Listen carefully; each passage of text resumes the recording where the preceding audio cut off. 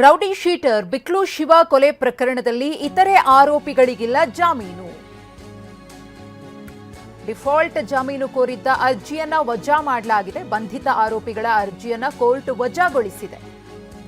42ನೇ ACJM ಕೋರ್ಟ್ನಿಂದ ಅರ್ಜಿ ವಜಾ ಆಗಿದೆ. ಬಿಕ್ಲು ಶಿವ ಕೊಲೆ ಪ್ರಕರಣಕ್ಕೆ ಸಂಬಂಧಪಟ್ಟಂತೆ ಇತರೆ ಆರೋಪಿಗಳ ಜಾಮೀನು ಅರ್ಜಿಯನ್ನ ಕೂಡ ವಜಾ ಮಾಡಲಾಗಿದೆ. ಡಿಫಾಲ್ಟ್ ಜಾಮೀನನ್ನ ಕೋರಿದ್ದ ಅರ್ಜಿಯನ್ನ ವಜಾಗೊಳಿಸಿ 42ನೇ ಎಸಿಜೆಎಂ ಕೋರ್ಟ್ ಆದೇಶವನ್ನ ಕೊಟ್ಟಿದೆ. ಇವತ್ತು ಬಿಕ್ಲು ಶಿವ ಕೊಲೆ ಪ್ರಕರಣಕ್ಕೆ ಸಂಬಂಧಪಟ್ಟಂತೆ ಈಗಾಗಲೇ ಶಾಸಕ ಭೈರತಿ ಬಸವರಾಜ್ ಅವರು ಬಂಧನದ ಭೀತಿಯನ್ನು ಎದುರಿಸ್ತಾ ಇದ್ದಾರೆ. ಪ್ರಕರಣದ ಇನ್ನುಳಿದ ಆರೋಪಿಗಳು ಕೂಡ ಜಾಮೀನನ್ನ ಕೋರಿ ಅರ್ಜಿಯನ್ನ ಸಲ್ಲಿಕೆ ಮಾಡಿದ್ರು. ಇದೀಗ ಅವರಿಗೂ ಕೂಡ ಬಿಗ್ ಶಾಕ್ ಸಿಕ್ಕಿದೆ. ನಿರೀಕ್ಷಣಾ ಜಾಮೀನನ್ನ ಕೋರಿದಂತಹ ಭೈರತಿ ಬಸವರಾಜ್ ಅವರಿಗೂ ಕೂಡ ಜನಪ್ರತಿನಿಧಿಗಳ ವಿಶೇಷ ಕೋರ್ಟ್ ಶಾಕ್ ಕೊಟ್ಟಿತ್ತು. ಜಾಮೀನು ಅರ್ಜಿಯನ್ನ ವಜಾಗೊಳಿಸಿತ್ತು. ಅವರು ತಲೆಮರೆಸಿಕೊಂಡಿದ್ದಾರೆ. ಅವರಿಗೋಸ್ಕರ ಹುಡುಕಾಟ ನಡೀತಾ ಇದೆ. ರೌಡಿ ಶೀಟರ್ ಬಿಕ್ಲು ಶಿವನನ್ನ ಬರ್ಬರವಾಗಿ ಹತ್ಯೆ ಮಾಡಿದಂತಹ ಪ್ರಕರಣ. ಬೆಂಗಳೂರಿನಲ್ಲಿ ವರ್ಷಾಚರಣೆಗೆ ಆರೋಗ್ಯ ಇಲಾಖೆ ಅಲರ್ಟ್ ಆಗಿದೆ. ಹೊಸ ವರ್ಷಾಚರಣೆಗೆ ಬೆಂಗಳೂರಿನಲ್ಲಿ ಬಿಗಿ ಬಂದೋಬಸ್ತನ್ನ ಕಲ್ಪಿಸಿಕೊಳ್ಳಲಾಗ್ತಾ ಇದೆ. ಕೋರಮಂಗಲದ ಸುತ್ತಮುತ್ತ ಪೊಲೀಸರಿಂದ ಪರಿಶೀಲನೆ, ಶ್ವಾನದಳದಿಂದ ಭದ್ರತೆಯನ್ನ ಪರಿಶೀಲನೆ ಮಾಡ್ತಾ ಇದೆ ಪೊಲೀಸ್ ಪಡೆ. ಪಬ್ ಬಾರ್ಗಳ ಎದುರು ಚೆಕ್ ಮಾಡ್ತಾ ಇರುವಂತಹ ತಂಡ. ಹೊಸ ವರ್ಷಾಚರಣೆಗೆ ಬೆಂಗಳೂರಿನಲ್ಲಿ ಬಿಗಿ ಬಂದೋಬಸ್ತನ್ನ ಕೈಗೊಳ್ಳಲಾಗ್ತಾ ಇದೆ. ಈಗಿನಿಂದಲೇ ಎಲ್ಲಾ ಸಿದ್ಧತೆಗಳನ್ನ ಕೂಡ ಪೊಲೀಸರು ಮಾಡಿಕೊಳ್ತಿದ್ದಾರೆ.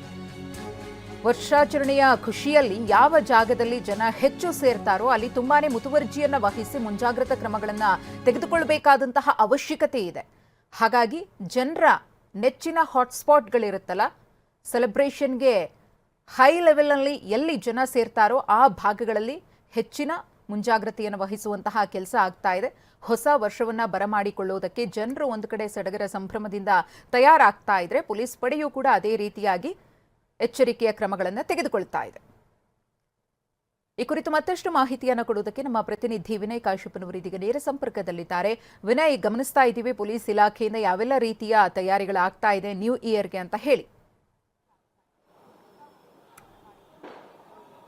ಖಂಡಿತ ಮಧುಶ್ರೀ, ಸದ್ಯಕ್ಕೆ ಹೊಸ ವರ್ಷಕ್ಕೆ 2025ಕ್ಕೆ ಗುಡ್ ಬೈ ಹೇಳಿ 2026ನ ವೆಲ್ಕಮ್ ಮಾಡ್ಕೊಳ್ಳೋದಕ್ಕೆ ರಾಜಧಾನಿ ಬೆಂಗಳೂರಿನ ಪ್ರಮುಖ ರಸ್ತೆಗಳು Koramangala, Indiranagar, church street, MG ರಸ್ತೆ ಎಲ್ಲವೂ ಕೂಡ ಸಿದ್ಧವಾಗ್ತಾ ಇದೆ. ಮತ್ತೊಂದು ಕಡೆ ಪೊಲೀಸ್ ಇಲಾಖೆ ಬಾಂಬ್ ಸ್ಕ್ವಾಡ್ ಆಗಿರ್ಬೋದು, ಡಾಗ್ ಸ್ಕ್ವಾಡ್ ಕೂಡ ಈಗಾಗಲೇ 5 ದಿವಸಗಳ ಮೊದಲೇ ಆ ಪಬ್ಗಳ ಏರಿಯಾ ಆಗಿರ್ಬೋದು ಸುತ್ತಮುತ್ತ ಪ್ರದೇಶಗಳನ್ನ ಪರಿಶೀಲನೆ ಮಾಡ್ತಾ ಇದೆ. ಮತ್ತೊಂದು ಕಡೆ ಆರೋಗ್ಯ ಇಲಾಖೆ ಕೂಡ ಸನ್ನದ್ಧವಾಗ್ತಾ ಇದೆ. ಯಾಕಂದ್ರೆ ಇದೇ ವರ್ಷ RCB ದುರಂತದಲ್ಲಿ 11 ಜನ ಮೃತಪಟ್ಟಿದ್ರು, 50ಕ್ಕೂ ಹೆಚ್ಚು ಜನ ಗಾಯಾಳುಗಳಾಗಿದ್ರು. ತುರ್ತು ಚಿಕಿತ್ಸೆ ಸಿಗದೆ ಸಾಕಷ್ಟು ಜನರು ಕೂಡ ಸಾಕಷ್ಟು ಸಮಸ್ಯೆಗಳನ್ನು ಅನುಭವಿಸಿದ್ರು. ಅದೇ ರೀತಿಯ ಘಟನೆ ಮತ್ತೆ ಮರುಕಳಿಸದಿರಲಿ ಅನ್ನುವಂಥ ದೃಷ್ಟಿಕೋನದಿಂದ ಡಿಸೆಂಬರ್ 31ರ ರಾತ್ರಿ ಸುತ್ತಮುತ್ತಲಿನ ಬೆಂಗಳೂರಿನ ಪ್ರಮುಖ ಆಸ್ಪತ್ರೆಗಳ ವೈದ್ಯರು ಕೂಡ ರಜೆಯನ್ನು ಹಾಕಬೇಡಿ, ಹೆಚ್ಚಿನ ಸಮಯದವರೆಗೆ ಕರ್ತವ್ಯವನ್ನು ನಿರ್ವಹಿಸಿ, ಜೊತೆಗೆ ಉಸಿರಾಟದ ಸಮಸ್ಯೆಗಳು ಹೆಚ್ಚು ಜನ ಸೇರಿದಂತಹ ಸಂದರ್ಭದಲ್ಲಿ ಆರೋಗ್ಯದ ವ್ಯತಿರಿಕ್ತ ಪರಿಣಾಮಗಳಾಗಿರ್ಬೋದು, ಕಾರ್ಡಿಯಾಕ್ ಅರೆಸ್ಟ್ ಆಗಬಹುದು, ಉಸಿರಾಟದ ತೊಂದರೆಯಿಂದ ಕುಸಿದು ಬೀಳುವ ಸಾಧ್ಯತೆಗಳಿರುತ್ತೆ. ಹೀಗಾಗಿ ಸ್ಥಳಗಳಲ್ಲಿ ಪ್ರಮುಖ ಜನನಿ ಬೀಡ ಪ್ರದೇಶಗಳಲ್ಲಿ ಸೆಲೆಬ್ರೇಷನ್ ನಡೆಯುವಂತಹ ಪ್ರದೇಶಗಳಲ್ಲಿ ICU ವೆಂಟಿಲೇಟರ್ ಸಪೋರ್ಟ್ ಇರುವಂತಹ ಆಂಬುಲೆನ್ಸ್ ವ್ಯವಸ್ಥೆಯನ್ನು ಮಾಡಿಕೊಳ್ಳಿ, ಜೊತೆಗೆ ವೈದ್ಯರು ಕೂಡ ಸಿದ್ಧರಾಗಿರಿ.